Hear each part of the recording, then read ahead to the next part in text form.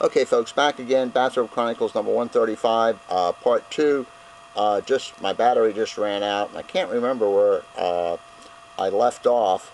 I think I was talking that my uncle grew up in really humble circumstances. These folks were poor, and I mean poor. And somehow he got beyond all of that, and he ended up as I said, playing for professional basketball. He was in the service in World War II, and had special something or other. These were a bunch of athletes, and they would, I guess, give talks and play exhibitions. And he met all the old timers. Well, now we would call them old timers. Bob Feller and all those people who were in the same special services, or whatever they call that stuff. But anyway, subsequently, he ended up, as I best remember, he was the New York Knickerbockers. I don't know if they still exist. For some reason, they had an interest in him, but his legs went. He could no longer play basketball. And he ended up getting a master's degree.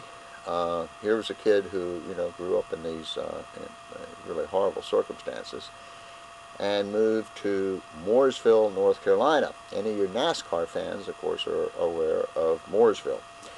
He was the principal of the junior high school there for, gosh, I can't remember how many years, 25, 30 years maybe. He was there a long, long time. And, extremely well-liked in the community, did lots of things in the community.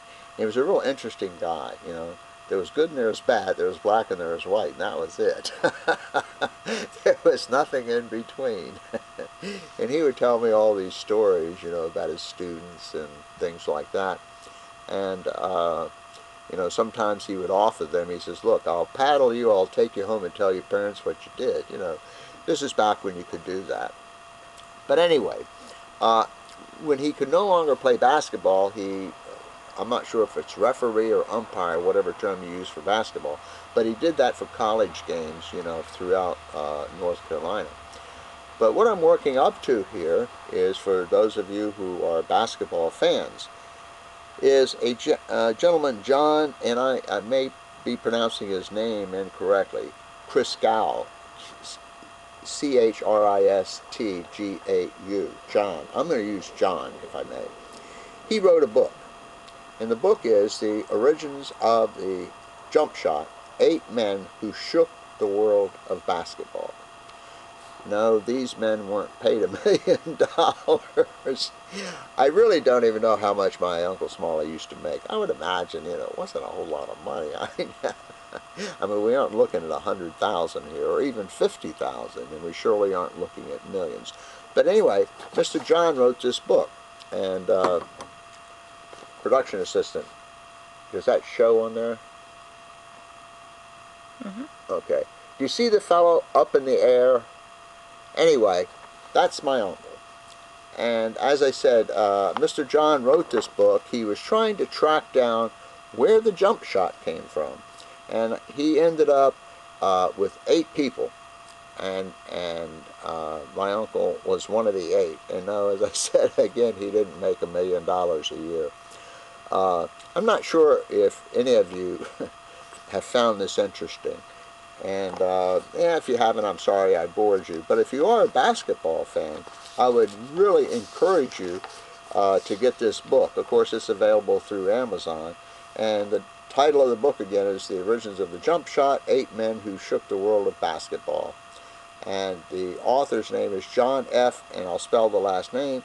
It's C-H-R-I-S-T-G-A-U.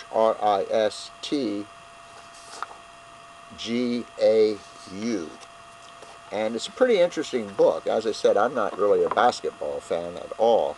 But I did buy the book, of course, and did read the book. And it was pretty interesting. And it talks about these folks who, when, for lack of a better word, when basketball was evolving or developing or whatever in the world you want to call it, who were these people? Who were, according to Mr. John here, who were these 8 people who were somehow involved in this jump shot, getting off the ground, man, spinning around and all that kind of stuff, and putting those daggone things in there. Nowadays, what do you have? You have guys like 8 feet tall, they walk up to the basket and they dunk it in. Now, what in the hell is that, you know? I mean, come on. How much skill does that take? But anyway, I guess that's it. I hope I didn't bore you on this one, and I hope those of you who are basketball fans will find this a little interesting. And anyway, folks, as I said, if you've made it this far, thanks for watching. Thanks, and as Pat Condell would say, peace, ladies and gentlemen, peace.